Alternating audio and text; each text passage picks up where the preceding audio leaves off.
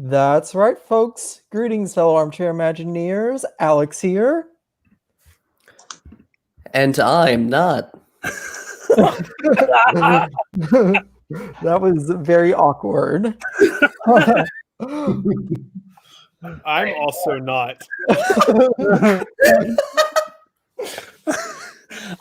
I'm Canadian, so who knows where I am, apparently, according to last podcast.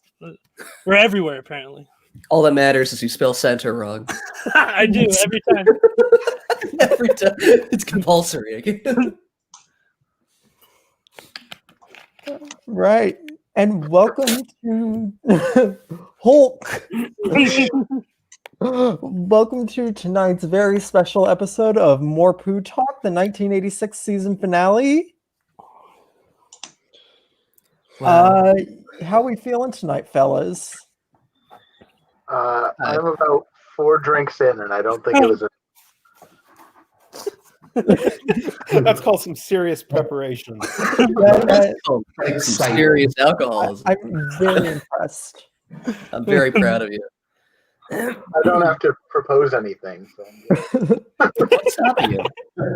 That's fair. Yeah. Fair enough. Yeah. And Canadian, how are you feeling? Well, you know, we don't feel stressed or anything, so it's been a good day. That's fair. Brave. Oh. Yeah, so Mickey nerd, that's awful. I suppose we No, should get introductions out of the way. The comments Of are course, already I'm getting Alex. spicy. It just sounds like you're drinking a glass of your spit. And I don't like that at all. Gross, man. I don't like none of that. It's like spitting a cup. Gross. He's like, I'm parched. Oh. Oh no. Refreshing. Oh yeah, we got Jokers here. We got Goofy here, and then we also have our special guests, our final 3, Dash, Ace, and PerGron. Yeah. And then waiting in the wings, we also have some more special guests that we will talk about later. Yeah. All right. So, fellas, what do we say? Do we want to get into the nitty gritty of this and get into our first segment? Nope. No. No, I thought we were just here to hang out. I haven't talked to you in a while. Tune in tomorrow for the finale show. It always does, Mickey Nerd. It always does. That's Yeah. what you get with more poo talk. We like to start high so we can get higher. Hey. There's no coming down. More food talk. Oh. No, we start more poo talk at rock bottom, because then you can only go up from there. Well, no, we start high because that's just how good the quality is. Right. It's the rock bottom when you're already. Wait, so we are high? I mean, that's up to you. I can't hear. I'll get arrested.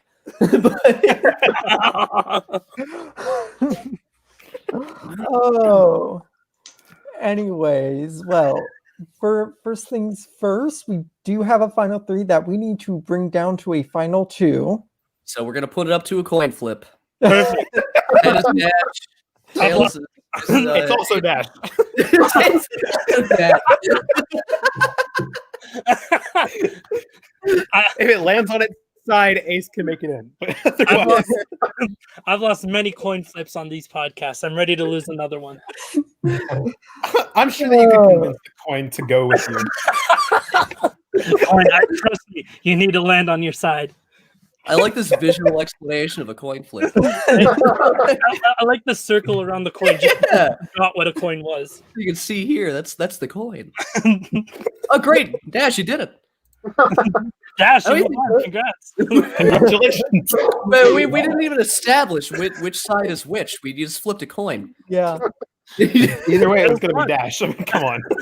Yeah. Tails on the the final. Congrats. And now the coin's been flipped. Ace, heads or tails? In the spirit, This is a tough in the spirit of competition, in the spirit of the channel, why don't we put this up to a little pitch? Why don't we have our bottom 2 pitch their final addition to the park, right? I mean, if they have to, I'm okay with getting rid of Ace right now. Yeah. if we want to prolong the suffering. No, I heard the jury house was nice and everything. Like, let's cut out the middleman here.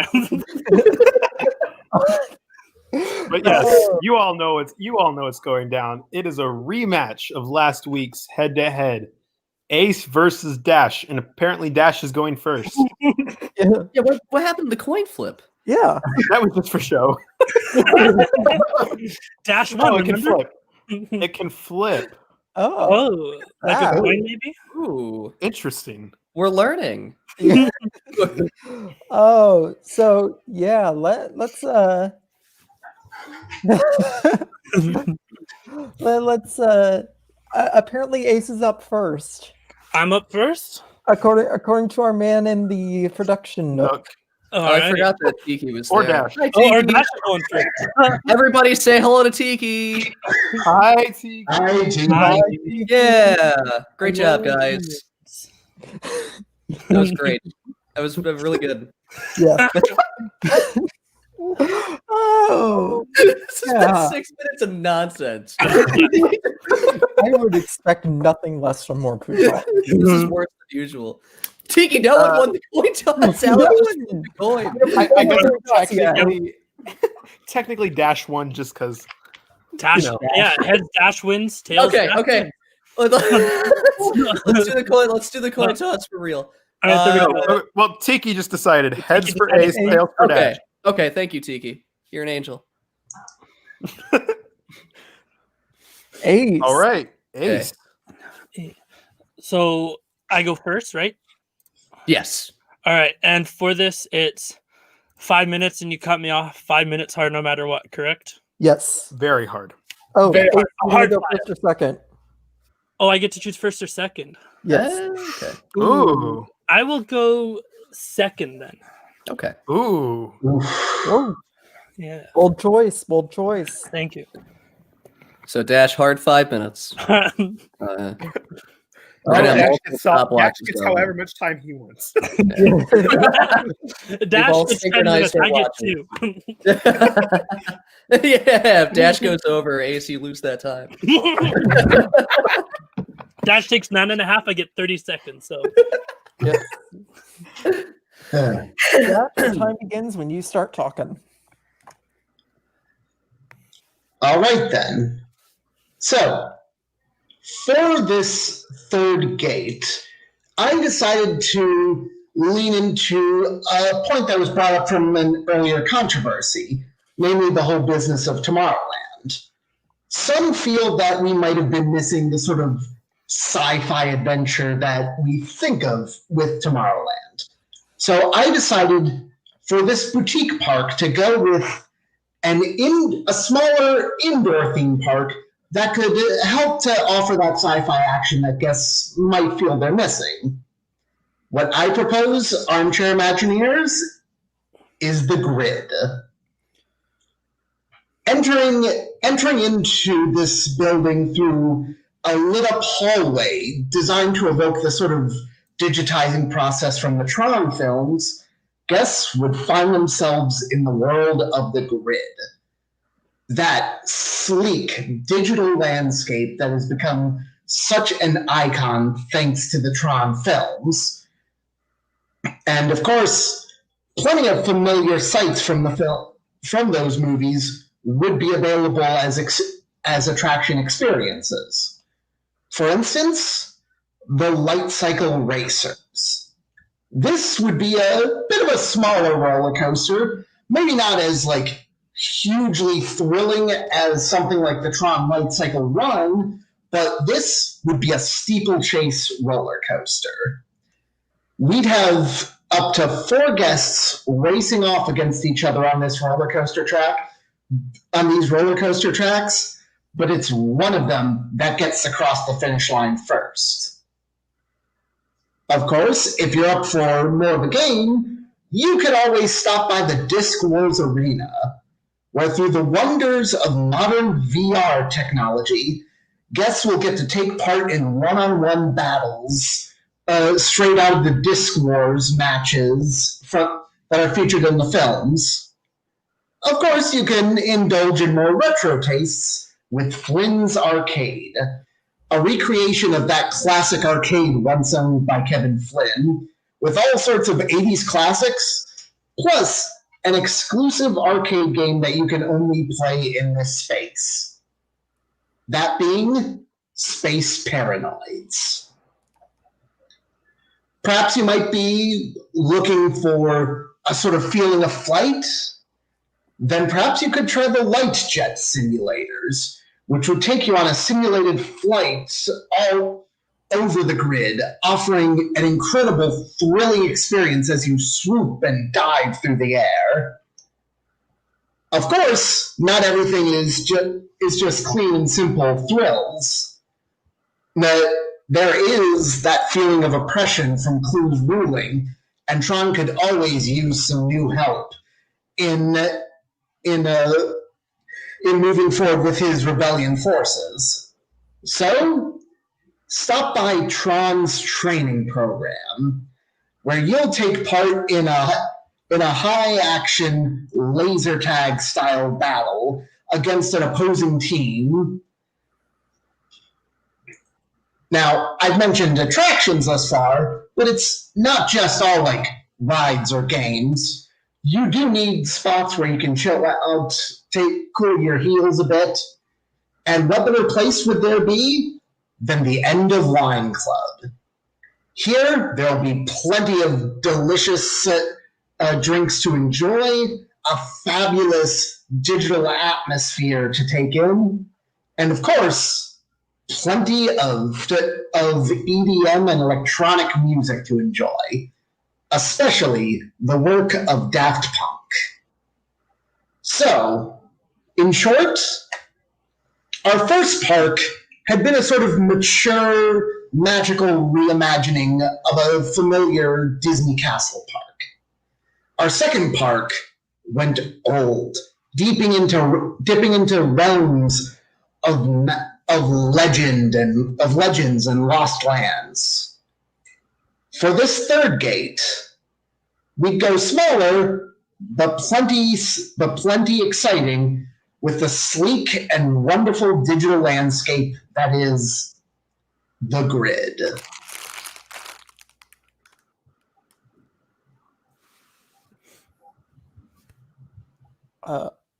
No, hold it for dramatic effect. Yeah. He has 5 more seconds. Yeah. He's gonna say something in at the end. Oh, he missed it. The end. For a second. I actually just finished a little earlier than I was expecting on that point. No, you good. That Are the was- judges asking questions? I'm not That's opposed something to we that. never addressed. I'm not opposed to judges asking questions. Okay, do we want to do it now or after? Let's do it after. Okay. Yeah. Works for No me. all pitch. Yeah. Oh, okay. So then no questions. No questions. Alrighty then. All Okay. right. Oh, I read that as I pitch, and then you guys can ask questions, right? Why don't you Well, pitch first? I'm yeah, sure we'll get clarification. Yeah, from you. In any event, I do have questions related to the boutique parks. I do. Oh, we can't just ask basic questions for clarification? God damn it, Tiki. Based on Tiki. the self-debate style. Okay. Hold- Fair enough, Tiki. Can I ask questions after we vote? No, you cannot ask me a single question. No question. No. I will be answering no questions at this time. Okay. Ace, whenever you are ready, you may begin. All right. So, what's the main thing missing from this resort as a whole? Live entertainment. The Castle Park would have been almost bare without that 1 week where we were forced to make 2 of them. And Lost Kingdoms has a little bit more with the El Dorado show, but I believe between the 2 parks, there isn't quite enough of it. So I thought that should be addressed with my boutique park. But how? So for ideas, I looked at the storyline of the season. It was a big hype thing leading into the whole competition. The twists, the blind sides, the drama, and everything in between. So we had, the storylines of PerGron had that backstory storyline that worked so well for him. Goofy had the storyline of quitting after he found out the whole competition wasn't based on Yogi Bear, and so on. So I tried to think of my storyline, and I couldn't. So I went back all the way to week 1 or 2, pretty early in the season when there was the cast assessment. And I was curious what you guys might have thought my storyline was going into the season to build off of that. And accidentally, I found it, my storyline. And it didn't even have to do with this season. It had to do with So You Want to Be an Imagineer Season 18. And for those of you unaware, throughout the entire season, Pi and myself joked about the times of implementing the greatest movie of all time, Cats, into the season. Unfortunately, we never got to see it. The Final 3 project was announced, and it was building an entire park off of one movie, Cats. And I was so excited. I was in the Final 5 at that point, and I was just one double elimination away from making my dream park. And then I got 4th place. I was one spot away from working on my dream park, and I was instead now the last member of the jury. And then those assholes didn't even make a Cats park. And the cast assessment for this season, Tika described me as the 4th place robbed goddess. On an unrelated note, but PerGron was taken by Mickey Fan, while me and Dash were taken by Tiki, so both sides are going to have a person in their final from their drafts. So my storyline going into this season was that the Cats Park haunts me to this day. I had mentioned many times throughout the season, and Outbound's More Poo Talk veto, which was the funniest veto of the season, ended up mentioning the love for cats. So I took the element of what I felt the resort was missing with the storyline of live entertainment and my storyline to bring a Cats Park. But it can't just work like that because Cats is owned by Universal. So Universal's Cats Park opened and closed its doors quickly after being a massive failure due to the movie failing. And with that, they quickly swept it under the rug to act as if it never existed. Much like Universal Studios Dubailand, they acted as if nothing ever happened. So Disney quickly bought the film rights, the distribution rights, and most importantly, the theme park rights to Cats for pennies on the dollar. So what was their plan? Were they going to just fix the CGI of the old one, make a new one somewhere in between? None of the above. They were making the DCEU, the Disney Cats Entertainment Universe. The Marvel Universe has worked before, the Star Wars Universe has worked before. So why not make an animated universe using only cats?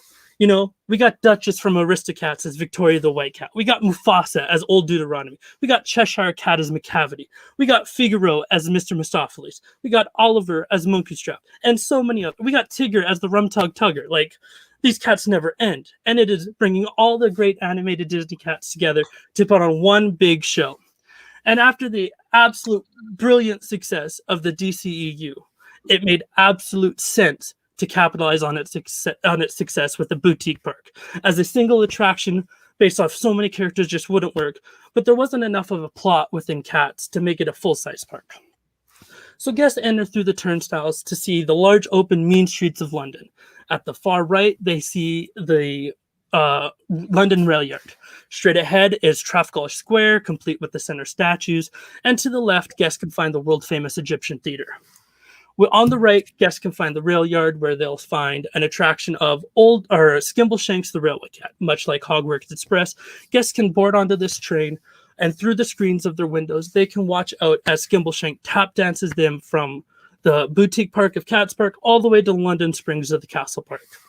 At the Trafalgar Square, they can find Star the Windmill. So Grisabelle is putting on a show of what she was before she became a cat of the streets, singing strong female Broadway songs like You Make Me Feel Like a Natural Woman, A Soft Place to Land, Don't Rain on My Parade, and so many other classic strong female Broadway leads.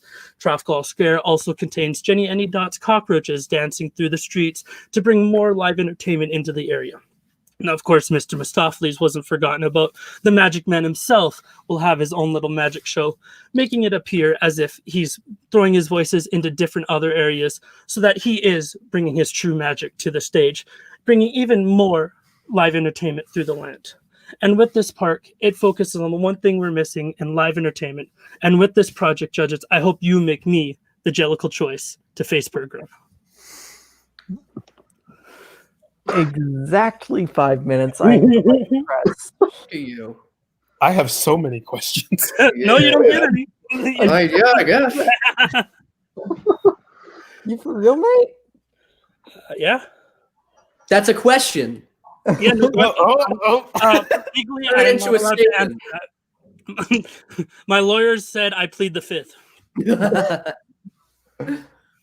So we have how many? I'm trying to count in my head. Ooh, It's tough. It's tough to count in my head. that's okay. You came Wow. back very loud. Oh, okay. I'm sorry. No, you were quiet and then suddenly loud, and it was weird. Okay. So we have 6 judges on, right? Wait. Yes. Yeah, all of us are on. Judges, throw your votes into the Our House of the Future task force. Or into the comments. Oh, you know what? Yeah, don't worry about me. You do you. Listen to what he said.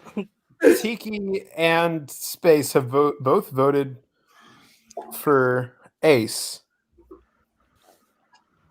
I'm going to go ahead and let Nate vote before, because I think that Mickey Fan Jokers and myself can actually talk about the projects. Yeah, I would like to. Yeah.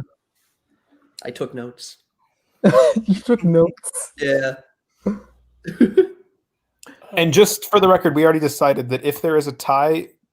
Okay, yeah. So Nate went with Dash. I believe we decided that if there is a tie, PerGron ends up being the tiebreaker. PerGron wins. Yeah. So He gets If first the and tie, second place. society loses. So, oh boy, That's a slur. That is a slur. What did you say to me? What did you say about my mother? She did nothing here. Oh man, I am thrilled to make somebody else be the tiebreaker, but I would like to go last out of the judges. Jesus. Okay. So we have 2 for Ace, 1 for Dash right now. Yeah. I'm going to tie it up and make it Dash. I feel I loved the meme of it all. But Dash had a really cool, albeit a bit unoriginal. No shade on you, Dash, but it is a bit of an unoriginal concept. But I just like the world of Tron just feels ripe for exploration beyond a roller coaster, and you really brought that to life for me. Yeah. I am also gonna go for Dash. I had issues with dashes, especially with how small it seems. I threw in our Judge PM asking if we were counting Disney Quest as a boutique park. But so I had a few issues with the size. I had a few issues with the layout and with the attraction choice. But I think that the theme was there. I think the concept was much more solid than Ace's. I know that Ace was more of a meme project than anything, which is okay. Ace, I like the idea. I appreciate wanting to focus more on entertainment and all of that. I do. The park Sorry? is missing, Say that again? which is honestly something the resorts are missing. 100%, yeah. But when you were you spent 3 minutes not describing the park. But also, I was looking stuff up while you were talking about your park, and your park is like oddly close to the layout of Arcad's park. Very suspicious. I don't know if I don't want to say anything. I don't care. It doesn't matter. Point being is that I think you could have differentiated a little bit. And I don't mean that to be unfair. I don't mean that to be a slight against you. But I think that Dash had the more solid, slightly more original concept, though I appreciated your focus on entertainment. So, yeah. Okay. So then for me, I sort of had... Oh. Very suspicious. Very suspicious. For me, I agree with both Jokers and Mickey Fan that I had issues with both of yours. Just from the standpoint, with Ace, it was obviously it was a meme project, which obviously I'm not going to diss considering the end of So You Want to Be an Imagineer. However, it did feel like Joker said very similar to the park that we pitched. Obviously, though, you took it more seriously than we did. But also, I know you wanted to be really focused on backstory, but it was really tough for me to get a grasp on what the park was whenever the backstory made up more of the presentation than the actual park pitch. And with Dashes, it really did feel. Tiki, that's a lie. I know where you're from. It's not Holland, and that is not weird. Also, Space, please explain yourself in the chat because I'm curious. Yes. No, for me, I felt like with Dashes, I felt like it was very similar to Disney Quest in a lot of ways. So I guess the struggle for me is Disney Quest considered a boutique park? Because whenever I think about a boutique park, I don't think of something on as small of a scale as it seems. And maybe that's just the way that I was understanding the presentation. Dang, okay, I knew who I was going to vote for, but now talking about it, don't. Yeah, it sounded like you were talking yourself out of Yeah. Oh man. Okay, hang on. Let me think about this. Why do I do this to myself? You became the tiebreaker without even wanting to be the tiebreaker. You said you wanted to go last. You put yourself on this. Well, I actually, realized I did. if you go last, if you go for Ace, you're the tie maker. Ooh, interesting. Okay. Let's see.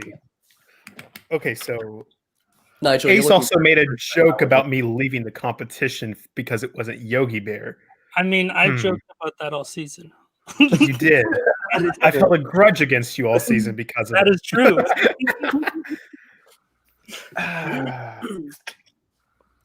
Yeah, unrelated, I was just going to ask that. What is an example of a boutique park in real life? Hard Rock Park, some of those weird Flintstone parks from the 60s. Yeah. They're definitely around. Yeah. Yeah. Right, I'm thinking of a smaller amusement park. But for me, I think it's interesting because whenever I was listening to Dash's presentation, I was thinking, near where I live, there's this arcade that has like go-karts and laser tag and bowling, but it's like a massive arcade. And that's what it was reminding me of. It reminded me of like a big themed arcade, which I don't think that I would consider to be a boutique park. So because of that, against what I was originally going to say, I've talked myself out of voting for Dash, and I'm going to create a tie and vote for Ace. Can I respond to your thing super quick? Not to swing you. Yeah. I think the Tron theme is what makes it a boutique park. Yeah. I think the strong identity is what makes it the boutique park. Yeah, I will fully admit going into this, I actually didn't really know what a boutique park was going into this. About an hour before we went live, Dash and I were DMing about what were you thinking detail-wise? Because we were both like, I think that you addressed it very well. Like I said, I had my issues weren't with the theme; they were with the choice of attraction, the layout. That's what I felt like as well. I felt like Dash's was definitely stronger thematically. Yes. So now we have a tie. Sorry, you what? Really? That sounds I great. remember. Oh, that's another I heard of that place. That's right. Why didn't anybody do something about the torture hells? There's the midget park. There's the penis park. Space. Don't give them ideas. I did do the torture hells in the last veto project. That's gonna be Fair 19. enough. Your challenge is to create a Chinese torture park. Oh, PerGron, Kiki is requesting you say "I vote to evict" before you cast your vote. Okay, I can do that. Now this is a huge moment. You have to declare I'm it. excited. Say it very loudly. So, I mean, just to clarify, he's No, voting no, to Ace, evict, no, correct? no. Yes, I thought you were trying to talk yourself out of something. No. I just wanted to make sure we were all on the same page. He's voting who he's evicting, not taking to the final two, right? Yes, Okay. he's voting who's evicted. Okay. Feel free Take to back. explain yourself too if you want. Yeah, this was a lot harder than I thought it was going to be. Ace and Dash, can you each have the last pitch? What are we gonna do? Kiki's just making up the rules as he goes. Who's gonna pitch? PerGron, do you need an extra pitch or to make it harder on I yourself? think Let's just restart the game. Okay. All right, so Go back to your vote. Okay, he means plea. Okay. So both of you tell PerGron why neither of you will beat him. So that he will get on your knees and beg. Okay. Well, I'm already there. My cam's not on, though, so you can't tell that. I promise. I would never lie. Yeah.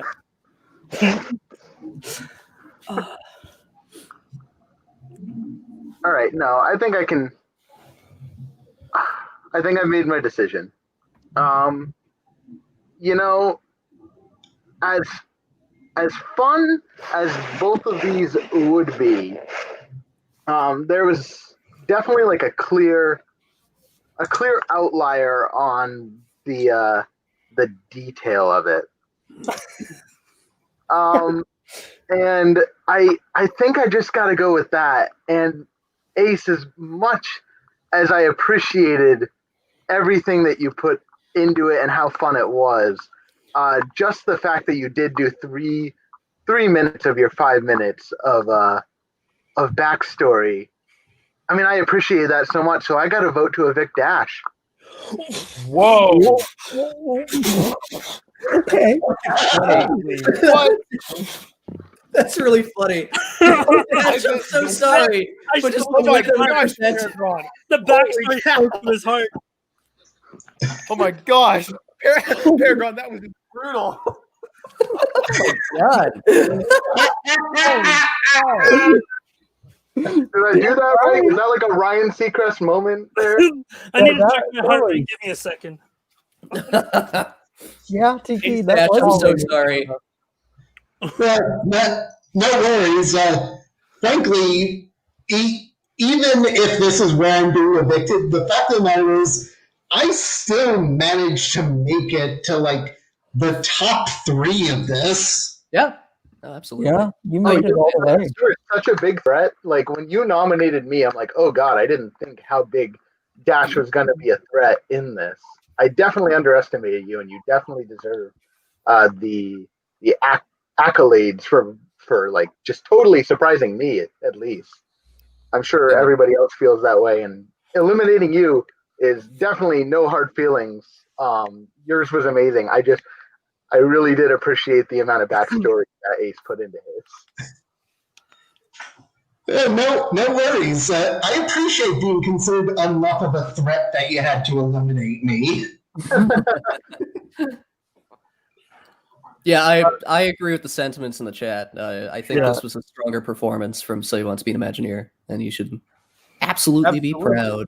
Yes. Yeah, I think that this was well, I mean, you and Nigel both improved on your So You Want to Be an Imagineer performances, and I was expecting that you were going to be making a run to the finals. So I appreciated that you really light up and get on fire at the end. And I'm sorry to see you go, but I will say that I think that if you want to stay on, like, if you want to come up with a question for Ace and PerGron, since you're the last member of the jury, you can definitely ask that whenever we get to the jury segment. I'll add you to the PM right now. Ooh, you can read through all this stuff. It's fun. Hey, you can see all the shit talking that no one's been doing. With this eviction, or if I drop in a quick plug? Yeah, Let's hear it. you do you. So, just as a quick little reminder, Season 6, Episode 2 of the One Sentence Competition is going on right now. We are in the middle of round 3. And the theme for this season has been opening the vault, where instead of you getting an assignment that's like, come up with an attraction or come up with a restaurant, I instead go, here's a Disney IP, here's a land at a park, you figure out how to make the IP fit. At the moment, we're on to round 3, where the challenge is pitch a way to implement the Great Mouse Detective in the United Kingdom Pavilion at Epcot. Just want to say, you said Great Mouse Detective like Inspector Gadget, and made me laugh. Great Mouse Detective. I'm sorry. Jokers. Can someone put Tiki's comment in the on the screen? The bit no the bit not that one. Yeah. No, they picked the right one. They definitely picked the right one. Oh, yeah, absolutely agree with the sentiment. 100%. Toward the end, I was really pulling for you.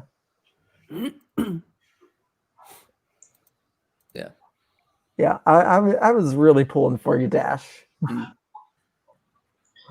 You should definitely be proud. You should also check your PMs because you're now in the jury lounge. Speaking of Exciting PMs, stuff. judges, you should check yours if you want the entire Disney cast cast I saw it. list. I saw it and liked it. I ran out of time to do all of them, but they're there for you guys if you want to have a laugh later. Judges as Victoria, Mufasa as Old Deuteronomy, Treasure Cat as McCavity, Dinah as Grisabella, Figaro as Mr. Mistopheles, Oliver as Monkastrap, Felicia as Jenny Annie Dots. Who's Felicia? Great Mouse Detective. Say bye to. Yeah. I haven't seen Great Mouse Detective in so long. Lucifer as Bustopher Jones, Tigger as the Rum Tum Tugger, Bagheera as Gus the Theater Cat, Marie as Bombalurina, Thomas O'Malley as Skimbleshanks. That is perfect casting right there. Cyan M as Mungo Jerry and Rumpelteazer, and Gideon as Growl Tiger. Yeah. Impressive cast. Isn't Gideon a fox? All right. So with that out of the way, and our final 2, Dash, I'm going to kick you off now. So And bring you back on for the Oh question. yeah, stay on. Yeah. yeah, but stay on, Let's be stay on backstage. for the stay on for your last question. Oh, sure. And think of one. Yes, we will see you later. I love that Tiki had the bottom thing made. The strategist. Yeah, it was both Dash and I the strategist no matter what. Yeah. The creative force versus Dash Haver. Sorry. Quickly delete. Pops on screen, you see him editing it as it flies. It would have been the creative force versus the underdog. Yeah. Makes sense. So coin flip to see who does opening statements first, I would say. Yeah. That's what Tiki suggested. And I agree with it. This is why we pay him. Right. Oh. So heads it's PerGron, tails Ace loses. All bucks. Yes. Right.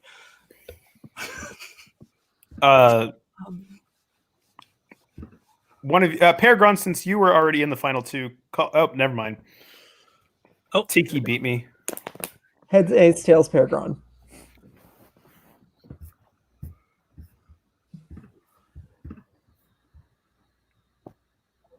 This one's still going on. Tails, PerGron. All right, so I get to go choose if I go first, or Yes. Okay, Yes.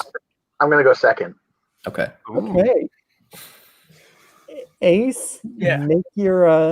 make your opening statements to the jury. all right. Is there a time limit? I was just gonna ask that. Yeah. No. No Okay. time limit. Okay. First, I'm sorry. I didn't expect to be here. So first, thank you to the judges and everything. It was a fun game all throughout. Lots of different challenges and everything that going into this season I didn't expect to either be prompts, or then later on I'd work on. Throughout the season, Jury, I've gotten to know many of you well and work with you quite a lot, and throughout it, we work together to get the big boys out. And at this point, there's only one other big boy left to get out, and that is PerGron. And I'm here tonight to, I'm sure you have many questions. The season went by fast, and eliminations went by faster, and so throughout it all, I'm here to show why my game was so strong, even without it necessarily being public about it, all the way now until today. So, yeah. Tiki, can you bring back that 20th anniversary Emperor's New Groove retrospective title card that was up for a split second? Thank you. Okay, so thank you guys for joining us for the Emperor's New Groove 20th anniversary retrospective. Yeah, I really love that movie, Also, Well, coincidentally, I those think are we're my gonna say opening something.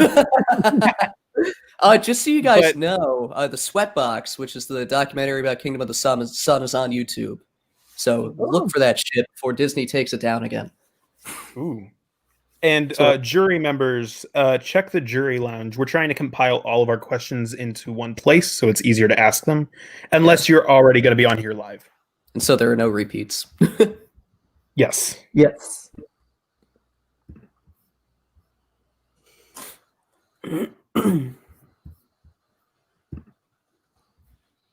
Thanks. That was So- Now we move on to PerGron. about history.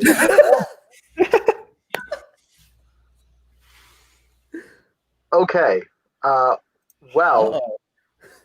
Honorable jury and honorable judges, I come here do to like you to being called plead my honorable. case. No, seriously, when I came into this game, I have never actually stuck through an entire game that I've played. The closest thing I've done is Sorcerer's Apprentice 5, and even by then I was kind of out of it by the time I was eliminated in the semifinals. I dropped out of So You Want to Be an Imagineer. A lot of things just came up that I couldn't finish. So when I came into this game, I kind of just expected to have just some fun and not really take it super seriously. But then, hard times hit. And this became something that I ended up like really being able to invest my time into and invest my energy into something positive and creative. And I think that's the reason that I became Overcat. I really don't like calling myself that because that wasn't my goal. But it was something that, it was just something that I could pour all of my passion into when I was going through a really, really dark time in my life. I lost the best job I've ever had and kind of my whole personality. So being able to put all that creative energy into something was a lot of fun. And I just had a lot of time to do it. And I had a lot of time to invest that energy. So I think that's why I kind of took over, and having powerful allies in the beginning of the game helped. But in the end, win or lose, this game, this project that we have all created was, it really is a passion project, I think, for all of us. And my stuff, I might really have really enjoyed doing everything that I did. But, some of the best things that we created, some of my favorite project of all time that we did, was not nearly just me. It wouldn't have been there without Ace and Dash and a bunch of other people, and that's Age of Magic. That was a team effort. This whole park was a team effort.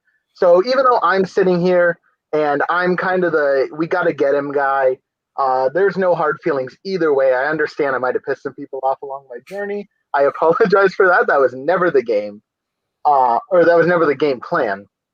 But it was, no matter what happens tonight, I think we should all just sit here and be super proud of what we all created together. I know I'm proud of my individual stuff. Each and every one of you should be proud of your stuff.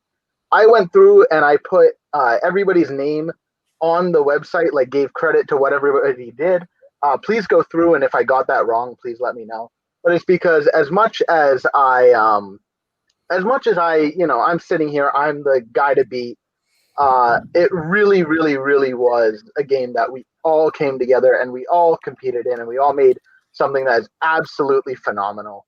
And I'm just glad I get to be one of the representatives up here that gets to talk about it and gets to really champion this park as a whole. That's the whole reason to play the game, and the strategy stuff was just a fun little aspect of it.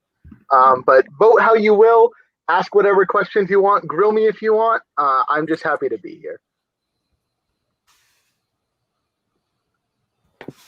All right.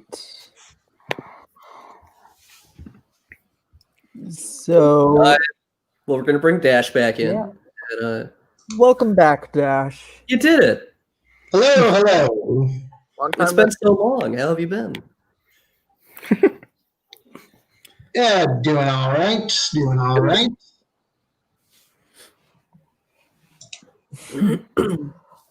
All right. Please ask your questions.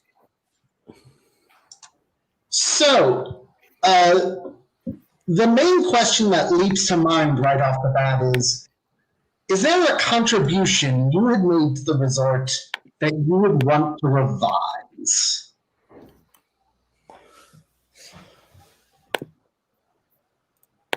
A contribution I personally made to the resort that I'd want to revise? Yes, maybe something where you had added it to the resort, but looking back, maybe there's something about it that just like might knot you a bit, or like or later you think, oh, but I could have done this with it, or I could have done this approach instead. Right. Do you care, PerGron, do you want to go first? Do you want me to go first? Do you have one? I do. All right, cool. Yeah, you can go first. All right. So for mine, I would go back all the way to near the start, actually, with Four Winds Square.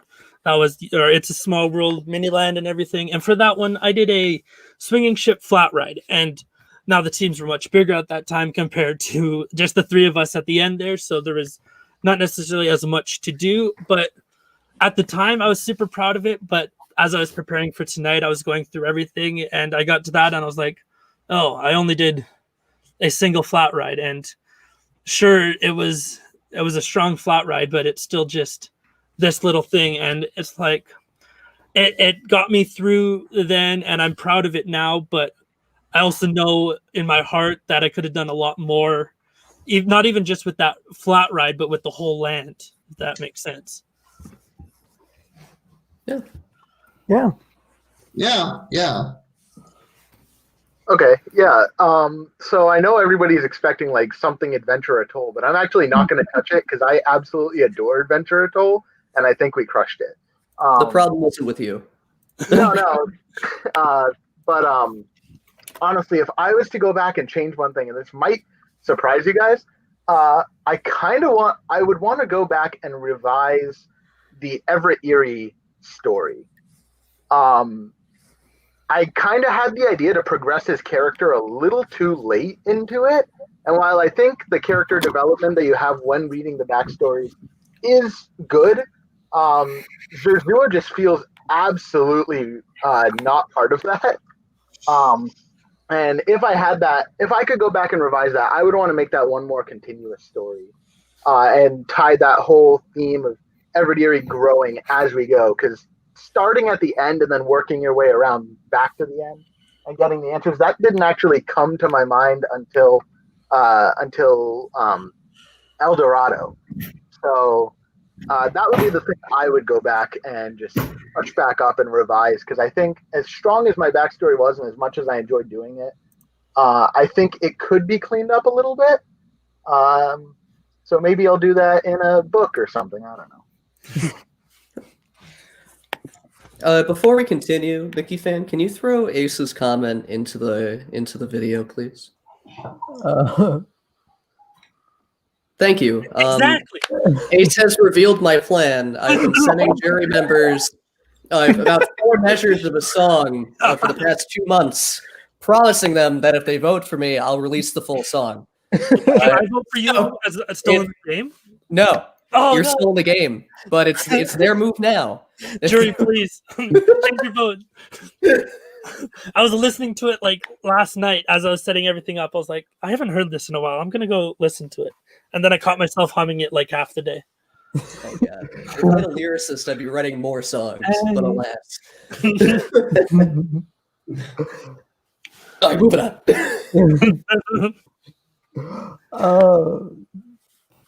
So who do we have next? We have Doug. Mr. Hulk himself. Yes. Mr. Hulk, how are you? Hello, I am drinking Mai Tai. How are you? Hey. So, just one question I can ask that both can then answer in turn. That all right? Yeah. Okay. For both of you, then we can answer alphabetically. So Ace, then PerGron, I guess. What new skill that you haven't used before in Imagineering? What new skill did you focus on in this season? Ooh, a new skill.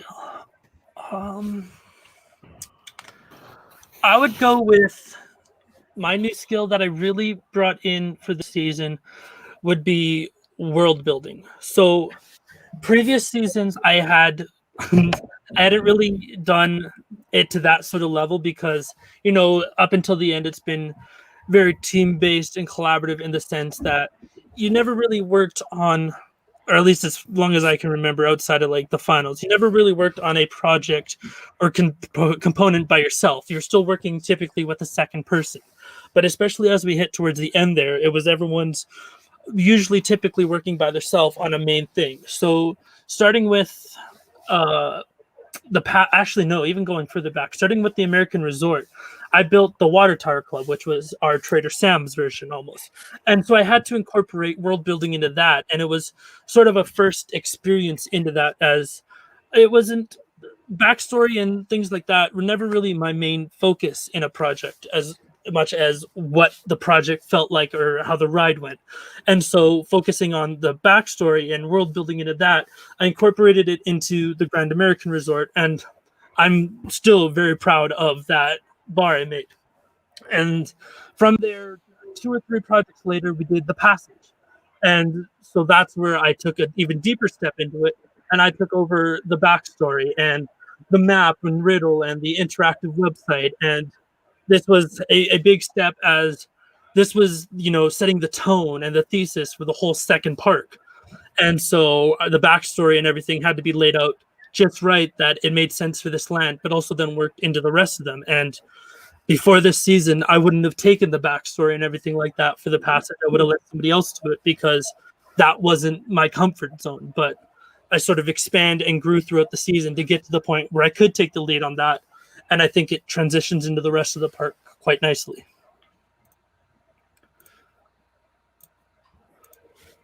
Okay. Cool. So mine was, I came in late to it, but mine would be map making. So Outbound did most of the maps, and when he got eliminated, I was like, oh god, there goes our map guy. But I did want to still do it, and I wanted to try to do it in a similar style. I have never made a map before in my life. The closest thing I did was the So You Want to Be an Imagineer.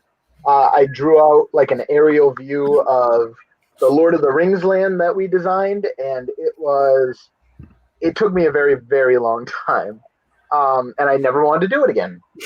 But where we had eliminated our map guy, I decided I would take it on. And in the end, I really enjoyed doing it. The first map, the El Dorado map, was so stressful. I did not enjoy it, and I was going to just hand it off for Blonde. But in the end, I took it for the second one, and I'm like, all right, this was a little more fun, and I was able to get it done quicker. And I do want to keep trying on map making. It's something that I never really had that skill. It's something I got to try out now, and it's something that I'm starting to maybe enjoy a little bit.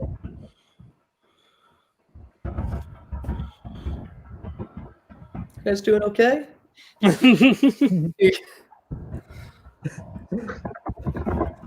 The 9 o'clock train's right on time.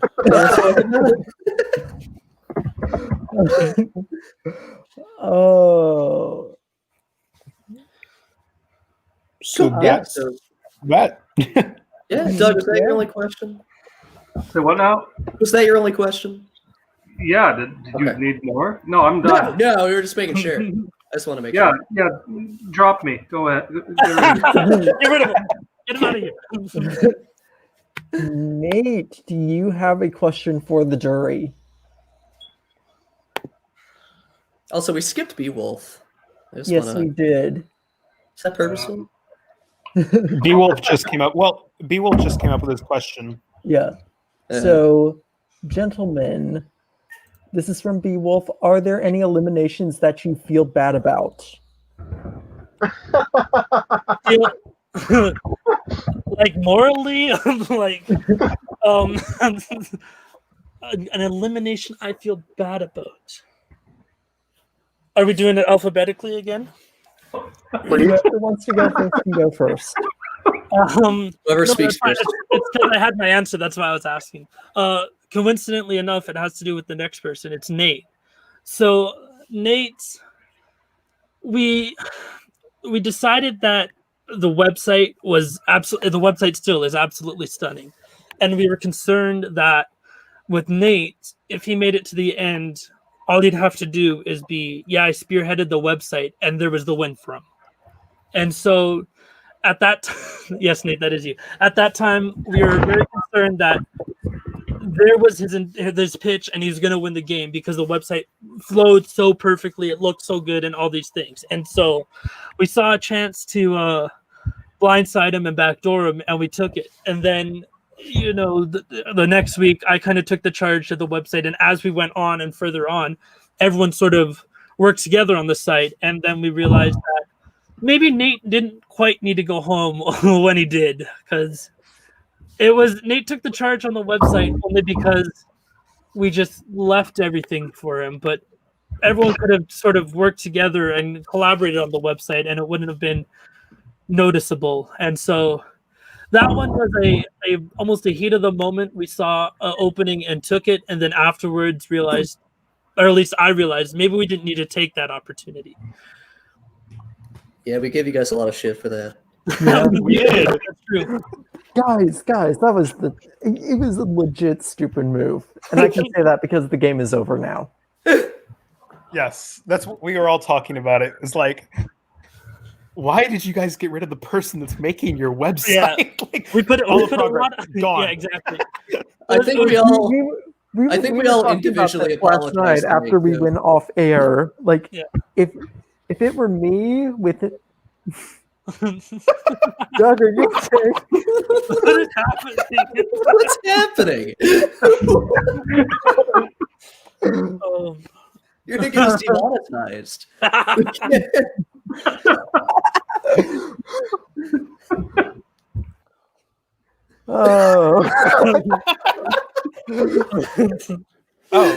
Beowulf asked a follow-up question to Ace. So you admit that you were behind eliminating Nate, not PerGron?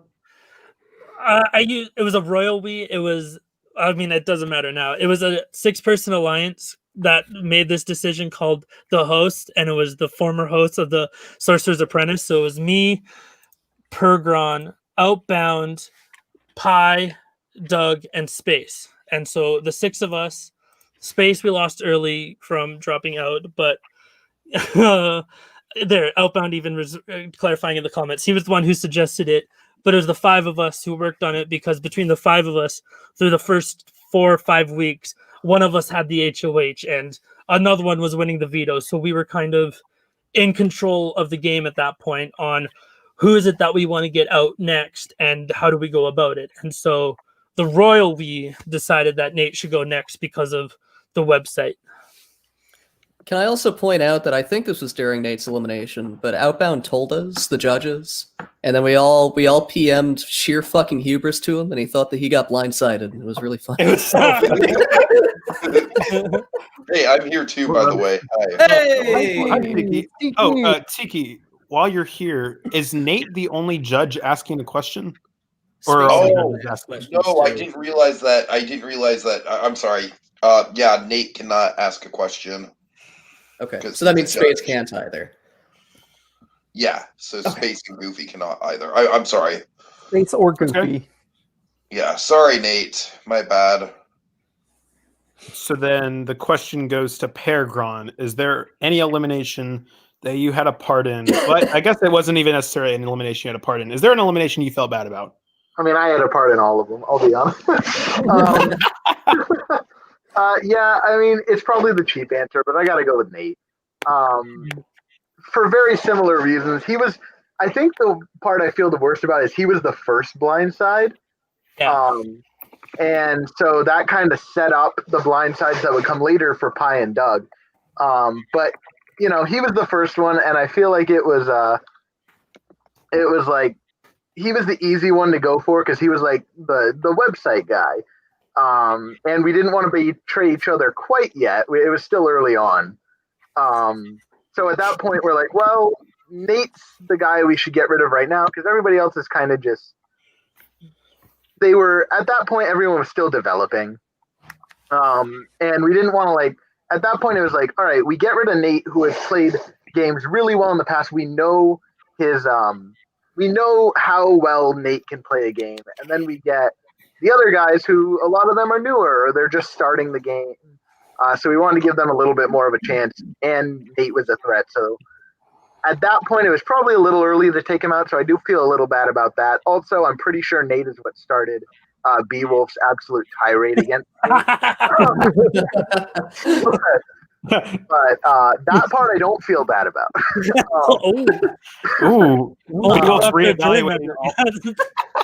Beowulf's reevaluating all of his life choices after finding out that this wasn't true. I definitely think that, all of that got a little out of hand in the end, and I'm not going to dwell on that or anything. It was just kind of funny at the beginning that Beowulf's going to kill me, make all these jokes, haha. So I did think that was kind of funny. That added to the storyline of the game. So, I guess if that is the good that came out of it, that it was funny, that might be the only good that came out of it because then the rest of us had to, work on the website, and I've never worked on a website before. So yeah, Nate is the one I feel the most bad about. Just do what I do and defer it. So I did during Red Dead. He's not here. He can't defend Yeah, I himself. was gonna say, I seem to remember me being the only option left for Red Dead. Well, to be fair, it's because my writing was too long, and I'm like, I don't fucking know how to do it. But yeah, great answers. Yes. So who's next? Who's next? Nigel. Whoa. Oh, My bad. Welcome, you're on the air. Can you hear me? Oh, Yes. All right. Hello? hello. Cool. Hello. So, first off, I just want to say congratulations to the final two. You guys are awesome and you definitely deserve to be where you are. Which leads to my question. How much do you think your game was helped by forming alliances with other players?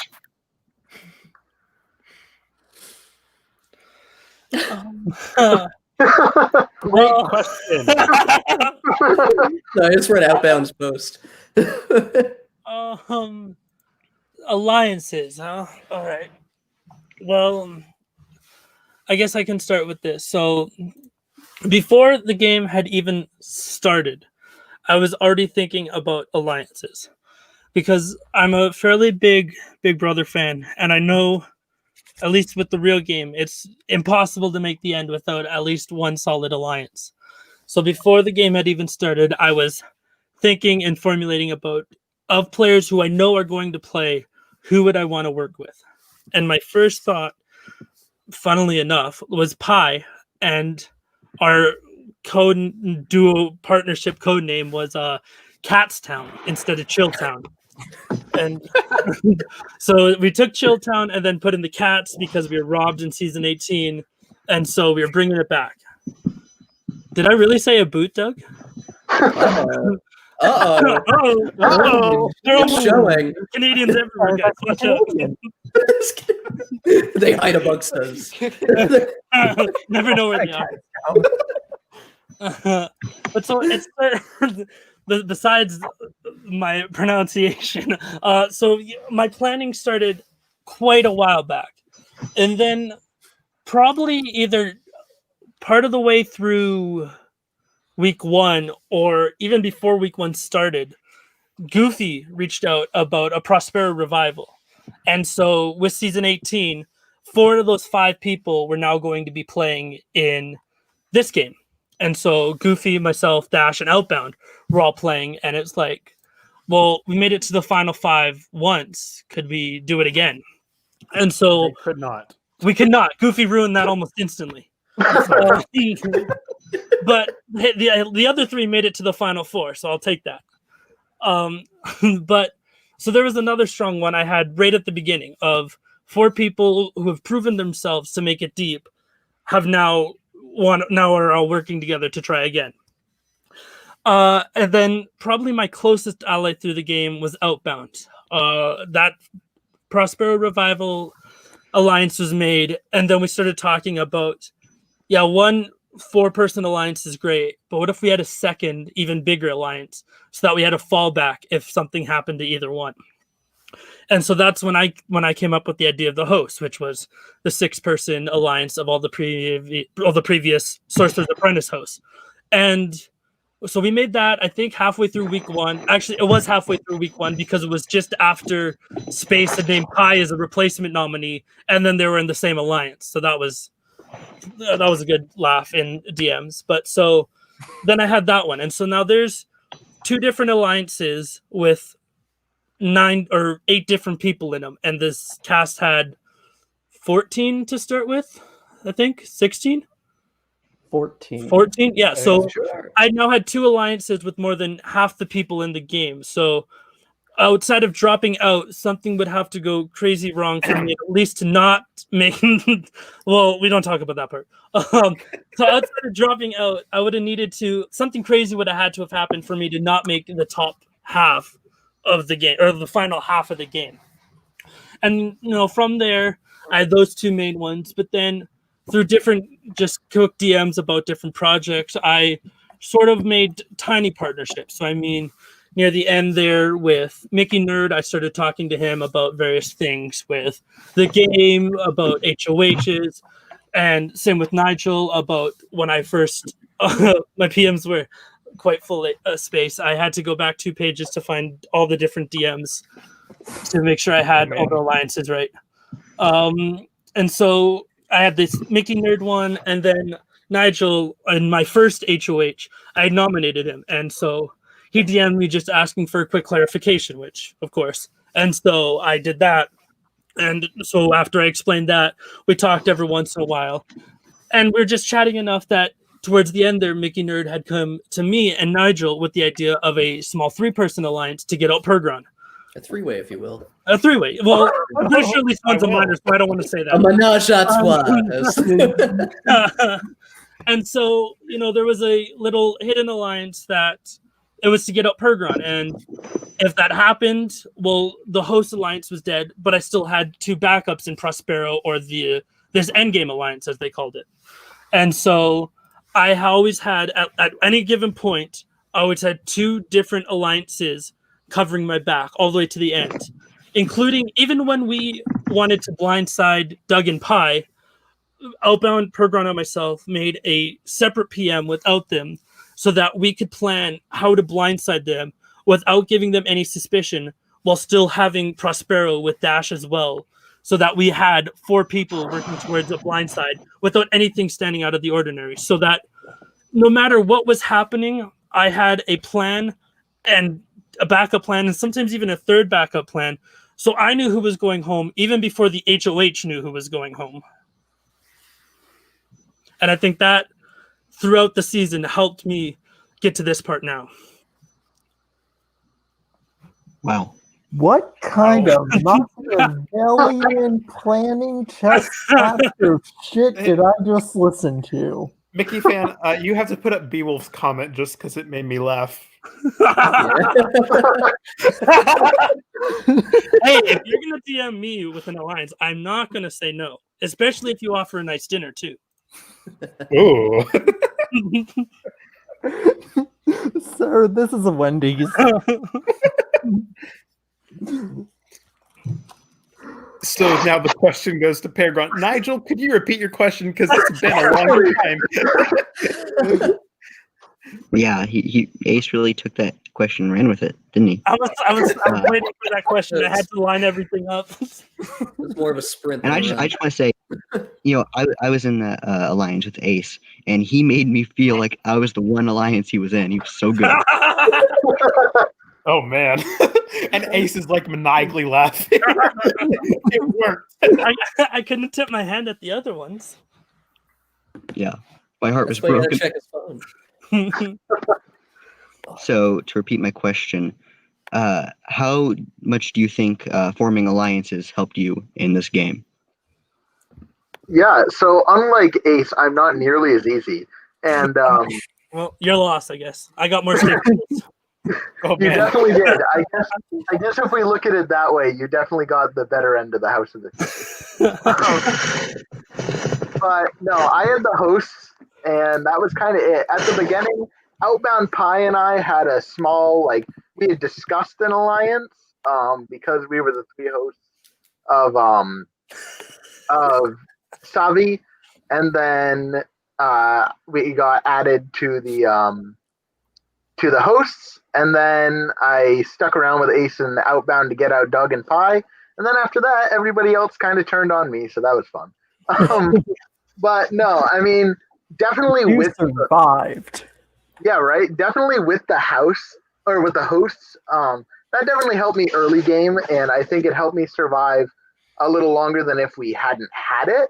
But I also think that my contributions were strong enough, and I didn't bring. But at that time I hadn't brought too much attention to myself. I stuck around kind of for the end, especially with people dropping out after Adventure Atoll. That was the one I was the biggest worried about. But other than that, I mean, did they help? Absolutely. Did they get me to where I am now? I think they probably hindered getting me to where I am now the most because everybody had them against me. Yeah, I don't know. The hosts was big, but that was the only alliance I had, so I guess it helped me in the early game, and that's what I'll go with. The host was huge the first 5 weeks. It was absolutely huge. I think week 5 was the first time we lost an HOH, and even then we won vetoes. So yeah, week 5 was Center Core, which is when Nigel won, and so I'm pretty sure one of us won veto that week. So yeah, that was Great. And we still use it. It's not really a obviously the game's over, but we still use it to just bitch about random things sometimes. yeah. Cool. All right. Awesome. Who's next? Who's next on the docket? Outbound. Thanks for coming, Nigel. I don't want to talk to Outbound. Hello, Outbound. Hello. So I had a nice question. It was going to be all about strategy, and you guys are going to give detailed responses. And then Nigel shows up and asks the exact same question. So I have a new question now. So because I pretty much have everything, I think the previous questions have all summed up different parts of the game. I'm just going to abuse my power and make you create a meme about this season and your game in the next 15 minutes, and you have to post it on the hub thread in the next 15 minutes. Let me open Photoshop. Yeah, do that. The sooner the better, though, because I think voting will probably be underway in about 15 minutes, and we want these memes to be factored in for the vote. Right. Yes. No, actually, it's real or ironic, do whatever. No, the jury. You can, if you're on the fence, choose a better meme. But overall, don't make something like that the deciding factor. I'll just do a I've deep already fake made of up my Kermit the mind. Frog on Skimble Shanks, and I'm done. Oh, yeah, there you go. Oh. And does that conclude your question, Outbound? Yep. Bye. Okay. He was actually serious. Okay, I should actually. That's going to make memes. Pie posted his in the jury lounge. Yes, I have it pulled up right here. Oh, Luckily, right. I still have that burned picture of Butt Cluck to use. Oh, so from Pi, How did you put your own personal touch on your projects and express your unique personality? Hey, you mind if I go first, Ace? Go for it. Animal. Mic drop. Very simple answer. I did animals, and that was what I did. Even in Adventure Atoll, I made animals. They weren't real animals, but they were kinda. And then I put reindeer in the Christmas village at Christmas time.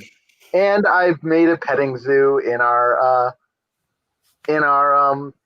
Tomorrowland. So I made animals, and now no matter what, if I win or lose, this will always be a part zoo Disneyland, and that's what matters. I just need to point this out. Hulk mad. Doug, you were my favorite elimination all season. No. It was number 2 for me. Oh yeah, of course. Number 1 was Nate. Yeah.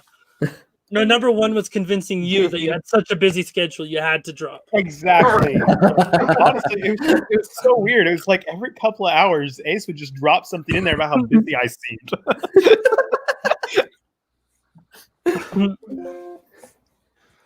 Absolutely, Nigel. You can absolutely roast. Oh, that was one of the highlights of that podcast. That was amazing. All right. Oh, Ace. How are your memes coming? Oh, I'm almost done mine. Good. If anyone makes buck luck on a crucifix, they win. Damn it! I was just about to do something so similar. Good, dude. Keep going. Keep doing it. How did you miss my meme? So I was trying to find that months ago and I couldn't. So for Pie's question, how did I put my personal touch on all the projects? Easy. Ready? I'm Canadian. I was spelling everything wrong for you guys, so you can always know what I worked on because there's a random U. I spelled R-E instead of E-R. And you're like, what is happening? Also, there was one project where the restaurant was set in Chicago, but all the beers were Canadian. Oh, I did do that. Made it super easy to know what I did because it's like, this isn't how you spell it here. That makes no sense. But I think, truthfully, I think my personal touch and unique personality came in with not even the projects, but getting up to that point, if that makes sense. It wasn't so much as what's the final product on the website. It was the brainstorming and everything leading up towards that, because multiple times I would take the lead towards, okay, well, here we need here, and then we'd go and do that part. And so that my personal touch and unique personality was not necessarily what shows up on the website, because all my stuff is on the website, and so is so many other amazing things. But there was many times where I sort of took charge on how we got to that point. And I think looking back, that's something that I'm really proud of, even if it's not necessarily visible in the final product. Okay. So, Mickey Nerd, I know that you have been very patiently waiting. Well, he did say he's away from his keyboard. I don't know if he's back yet. Uh-oh. Oh. That's fine. That gives me 30 seconds to finish my meme. I've got a question that has nothing to do with... Oh. No, I've got a question that has nothing to do with gameplay. It's just something that I realized never came up. Where is this park? In the realms of imagination. It's right now. I need a map. You need a map? Okay. It is a place where snow leopards and tropical birds can both exist comfortably at the same time year-round. What did I do to deserve that? Also, Outbound, my meme is getting uploaded onto the forum site right now for you. Good. Ace is the type of person who takes flash pictures in Haunted Mansion. Damn right it do. Gotta see those ghosts when I get back home. My favorite is when people take flash pictures just set a load in Pirates, like there's something to see.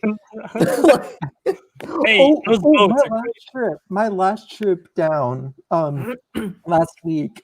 There was nice this family taking flash pictures in the Pirates queue, and one of the cast members just looked at them and said, "Please stop taking flash photos."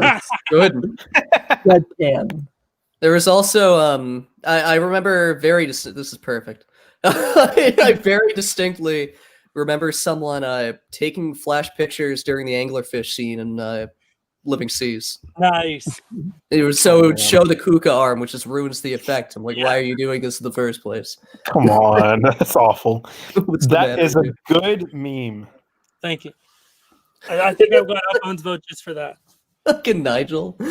PerGron seems like he'd get thrown out of Turtle Talk with Crush for asking questions about Arniv and Death. I've had enough of this, dude. Just ask you about the death of the Great Barrier Reef. Don't act like I wouldn't. I know you would. Crush, I'm depressed. Why, dude? The Barrier Reef, you don't understand. Your habitat's dying. Your food sources are scarce due to overfishing. Nerd What are you gonna do about it, Crush? is away from the keyboard. What are you gonna do about it? That's why we are stalling. I think Space's meme might be better if you refresh. Ooh. Better be about Yogi. Oh, that's good. I need a Yogi meme. Somebody give me a Yogi meme. Hold on, my magnum opus isn't done yet. Oh.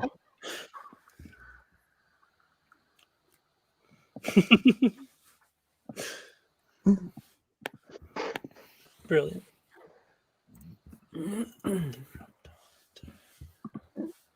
All right, Joker's stall, sing everything secret. Okay, well,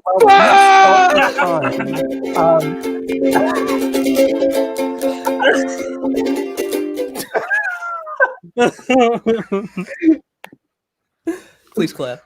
Everything super. There's nowhere near the corner. I rope drop. Aren't we I all rope drop the people mover. What? Please. Only rope drop the people mover. I don't know what you guys are doing, but don't waste your time. What else is there to rope drop in Magic Kingdom? Come on. It seems like the person that tried to rope drop the train. All the types to rope drop the people mover, really? Yes. Yeah, I think that if you're on here doing a podcast about armchair Imagineering on a Friday night, you are the kind of person that rope drops the people mover. Nigel's the type of person to rope drop carousel progress. Oh. Just try to beat the crowds. So I get in my mid-morning nap that way. It's great. Nigel Chan is the type of person who has to go around again on Journey into Imagination. He truly thought he lost his imagination. Oh, you mean like UTD? Heyo. Yeah, I like that yeah, story Tiki. yesterday. Yeah. I've done it. I definitely Oh, have. wow. I booked Mickey a Nerd lunch. has multiple questions. Oh, yeah, I booked a lunch at Be Our Guest with my friends. We went last year, and I booked a lunch there, having no interest in eating there. You just want to walk through the castle. I walked through the castle. I think one of them got a drink, but we all just wanted to see the West Wing, really, because we never. That's fair. The West Wing's really cool. To be fair, the food there isn't good. Yeah, I mean, the one thing I would want to eat is loaded with onions, and I'm actually super deathly allergic, so I can't eat there anyway. Fair. Okay, So B-Wolf, there's some ammo for you. First off, for both of you, how do you think you got to the position you are in right now? What? Oh. Not even in the game, just in life. We see when a mom. How did you make it this far? A lot of bad decisions and alcohol. Yeah. I woke up this morning and was like, what the hell? Why not? Fucking Nigel. PerGron seems like he blocked the queue forever to buy her the Yeti Museum. Nigel, how are you so right about all of this? He gets personal somehow, and it's mean. I mean, I am Joe Rody, so I have to stare at my beautiful creations. Yeah. PerGron's the type of person who spends all day at Rafiki's Planet Watch. True. 100% On the other true. side of the wall, though. He's Specifically not with for us. the game. So okay. PerGron, do you want to go first, or should I? What was the, hold on, let me read the question again. How do we? Yeah. Either or.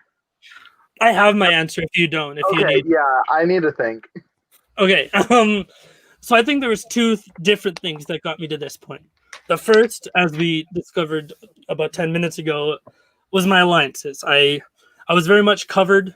My back was very much covered throughout most of the season up until the last 3 or 4 lands of Lost Kingdoms, where I then had to sort of I had to prove my worth at that point. And The with last that, 3 or 4 lands of the Lost Kingdom. So you mean the entire park? Well, the not last 3 or 4, so Buyan, El Dorado, and Zezura. So final 4. Okay. From that point on, I sort of had to. I couldn't trust my alliances at that point. I had to. Okay, I just need to clarify that. Yeah, no, that's fair. So those the alliances helped me get to that part for sure. I think the other thing that really helped me is variability. With no disrespect to PerGron here, but through the 13 rounds, weeks, whatever you want to call them, for those 13 of those, he did backstory for 7 of those, more than half. There is not a single time where I did something more than twice. You know, I did a Broadway show, I did a Trader Sam's, I did backstory, I did a drop tower, I've done a stunt show, I've done merchandise. I did every week I would do something different. And so that variability allowed me to stay on my toes and sort of roll with the punches that regardless of what the next week was bringing, I had something in my back pocket that I knew I was at least semi-competent and comfortable in order that I could end up doing it to the best of my ability to keep going on in this competition. Very impressive. All right, PerGron. All right, yeah. So what got me this far? Wait, PerGron. I'm gonna one is hit just pause on you right there because No problem. A. that one, that's so perfect. Okay. Okay, you may continue, PerGron. Okay. Yeah.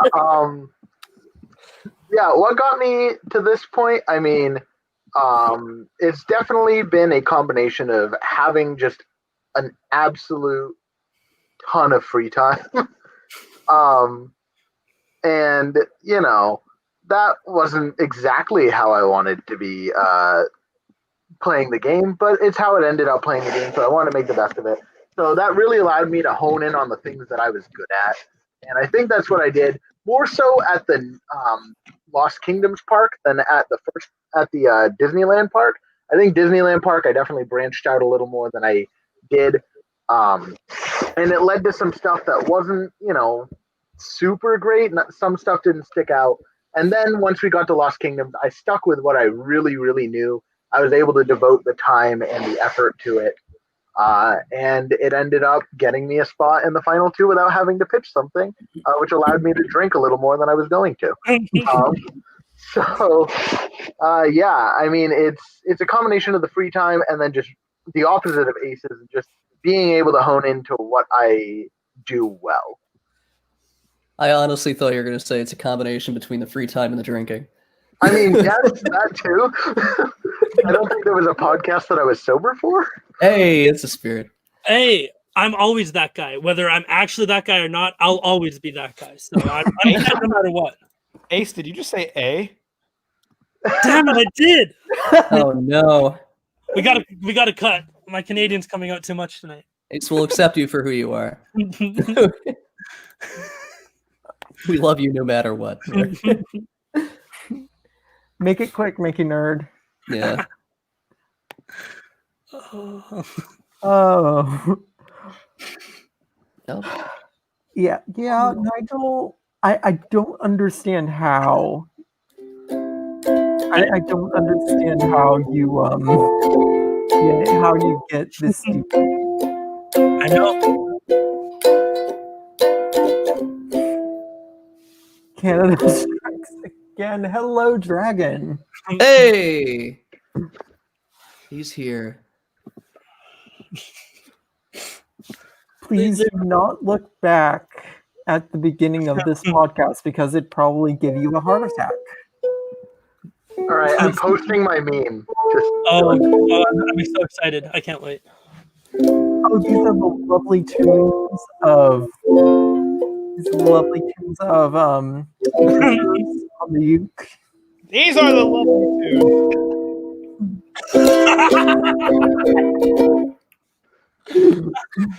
Full power all the way. If you don't do 100% power, what's the point? He comes out. He's like, yes. Did it again. Oh, All right, perfect. my meme is up. We have a request. It's pretty good. That's beautiful. We have a request. Were we late today? Probably. I didn't check the time when this started. We are. We were 5 Hour and a minutes half. late. We were 5 minutes late. Back off, PerGron. Yeah. You're eliminated just for that.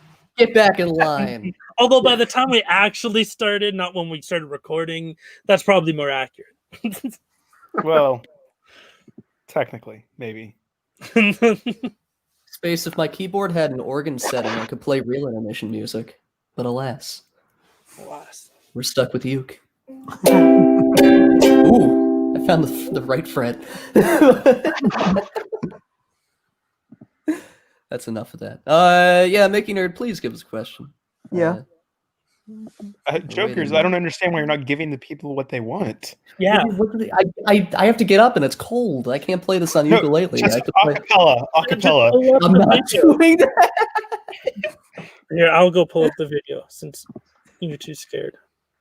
Well, I'm not scared. It's cold. I don't want to get up. You're scared. I'm not scared. I have to get. I would have to go to my piano. Woo!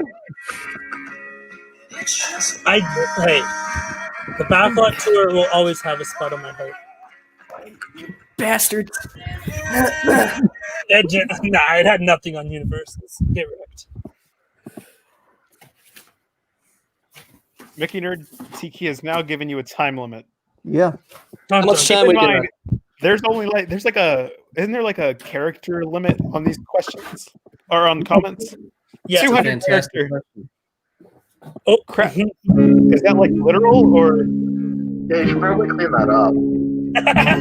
It's a big mess. Is there like a splatter everywhere or hippo splatter? Hippo splatter wall.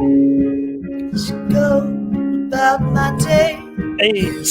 Plugging out of the way. I don't have to fear. Cause no that help is near. Just fine. When you have to rely. Fuck, it's been a while. I don't think that's remember that. There we go. This Broadway show changed a lot. In the middle of this Disney Broadway This is show, the After Dark show. breaks out. In the middle of this Disney Broadway show, Syndrome breaks out an expletive-laced rant.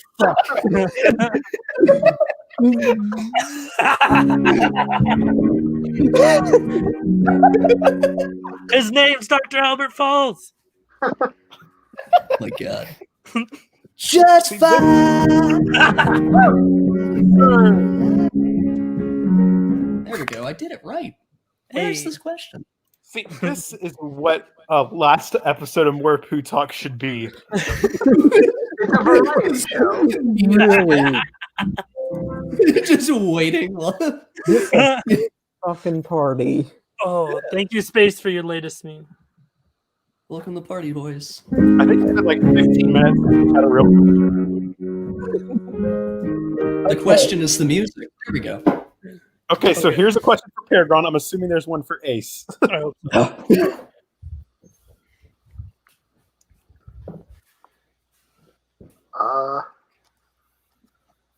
Wait, someone read it out loud. I know that there was much controversy. Sticking on and keeping with it at the end. Oh, that's the there's a little bit extra at the end. Yeah. I know that there was a lot of All right, guys, controversy. we have to speed this up, guys. I don't want this going over 2 hours, so just I don't think it will. Yeah. just do as you will. Like we've already kind of. I don't think anyone else has gotten more than 2 questions. So Also, PerGron, if you don't feel comfortable answering this question, that is a-okay. Yeah, I'm gonna plead the 5th. Fair enough. Like, with all due respect, I'd rather just not even talk about it. Fair enough. Sorry, make it nerd. Oh, so I believe we have everyone's votes. Do we? No, we're still missing 2. Well, hang on.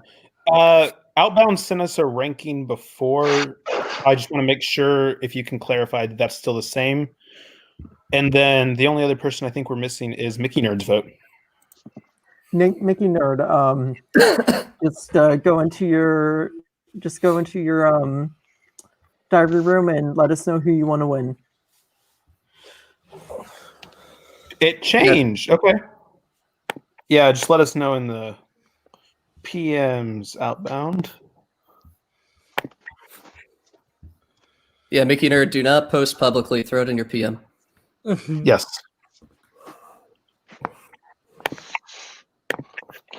all right, guys. So I just want one of you, either Goofy or Jokers, or even Alex, even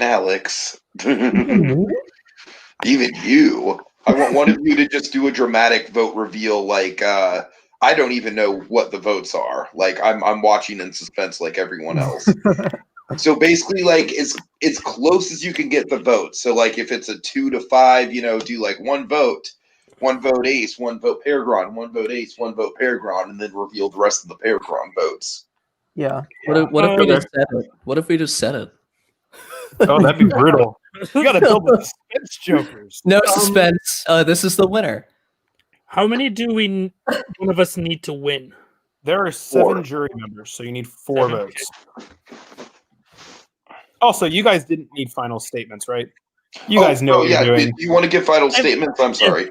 I mean, it's probably late because if all the votes are in, Yeah, all the votes are in. All the well. Also,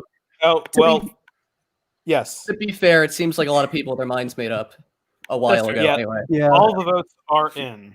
Yeah, I don't need a final statement then. So Me either. I'm good. Okay. Before we start, I'm just curious. Does my title being the strategist make a little more sense now? Yes. Yes. I was hoping that somebody would ask you about it because it was something that I was really interested in hearing your explanations of stuff. But yeah, so we have all the votes. Who wants to read them?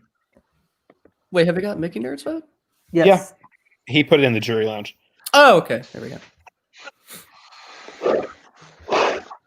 So, counting up the votes. So far, I have. I've got them all written out. Oh, even better. Why Goofy's had don't you an do Excel it then? sheet for 4 months. Oh no, Goofy's announcing the votes. I feel like this is a conflict of interest. 3 months are going to backfire right here. He's been graphing probabilities since October. How do I make sure Ace gets the end but then loses? Here, I will put it in the judge's PM so that somebody else can read it. I'm curious. Oh, really? Really? Really? No conflict of interest. You're still the one So delivering the if vote. I lose, then I just have to accept it. I can't blame somebody else on my loss. Yes, that's true. Okay. I don't like I that. suppose I will do this. Okay. We have one for PerGron, one for Ace, Woohoo! 1 for 8, 2 for Ace. Ugh.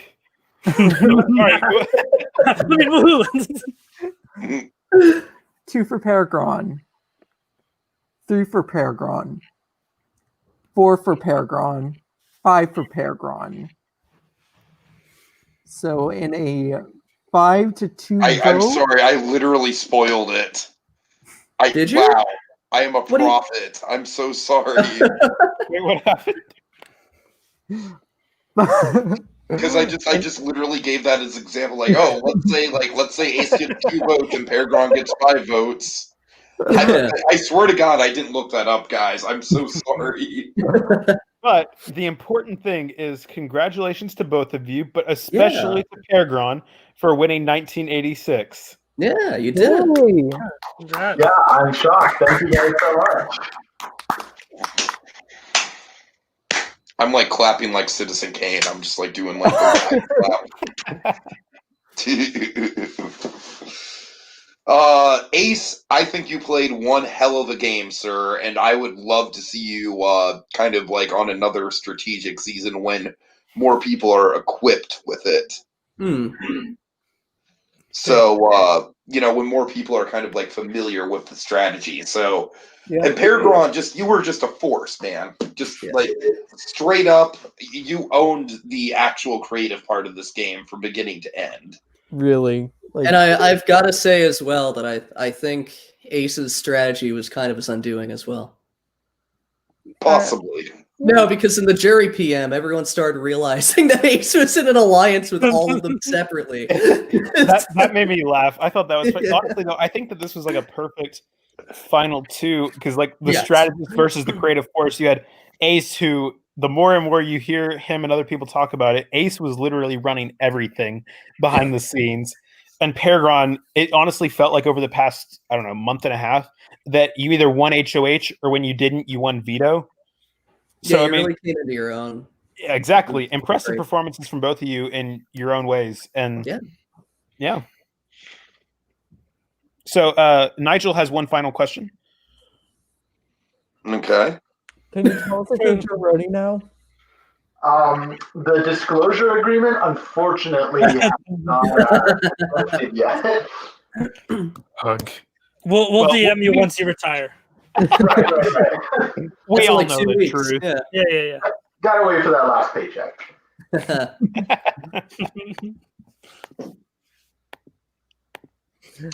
All right, guys. Well, this has been awesome. This whole season, this stream, we've had a ton of engagement. I honestly was not expecting a PerGron versus Ace final 2. So PerGron doing kind of like the dramatic bringing Ace to the final 2, even though he was building up Dash. PerGron, that was a moment, buddy boy. I loved your presentation style there. That was insane. And you know I was wanting that face-off, the strategist versus the creative force. You know I was wanting that as the producer. So, yeah, that was great. Overall, guys, just fantastic season. I'm excited about Sorcerer's Apprentice, though granted what you guys have planned for that is, like, honestly, like, it's exciting, it's ambitious, it's maybe a little over my head. We'll see how much of it I can actually follow. Now, can we say more to Poo Talk Season Deuce? Oh, God. Also, PerGron, respond to the goddamn Sorcerer's Apprentice PM. Oh, yeah, I'm in that. I know that. All this free time, can't even answer a PM. Also, I want to make a special announcement about So You Want to Be an Imagineer Season 19. I don't know if this is public or not yet. Space and I are teaming up for Season 19. Ooh. Yes. And this is the very first time that Space and I have worked together, like, you know, as host and co-host to, like, really bring something together. And as for the theme of Season 19, memes. Meme party! Meme party! So You Want to Be an Imagineer Season 19 meme party coming summer 2020. That's literally the title. Just you just died a little inside. Correct. Guys, look, it's not going to be all memes all the times, but it's definitely going to be like all lighthearted, kind of fun projects that. Yeah, summer 2020. We're going for another go around. We just it's a bad year. We're doing it again. We need a redo. We already played it. This is what this is for. Aren't you guys paying attention? All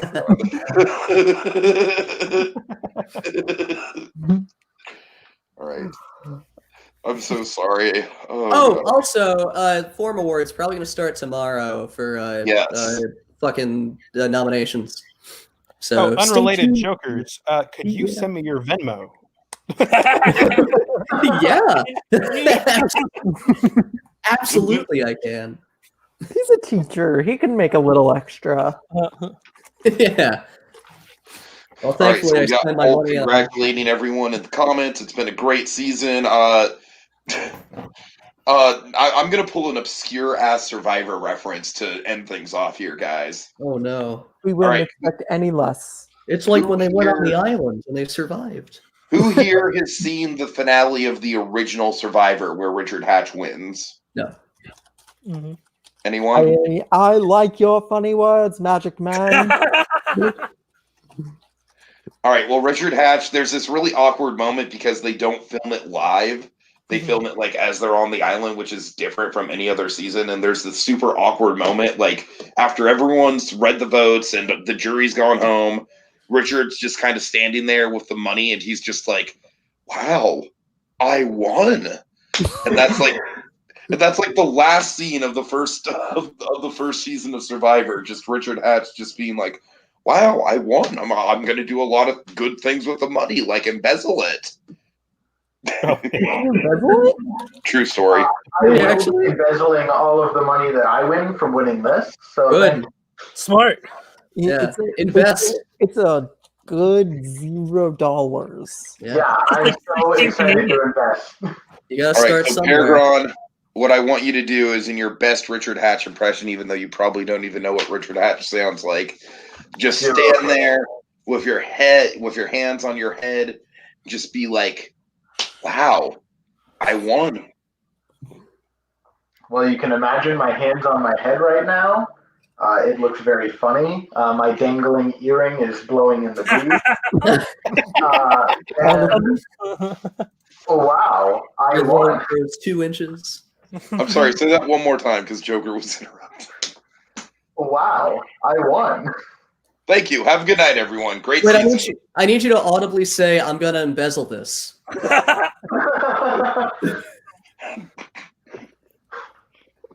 Or not.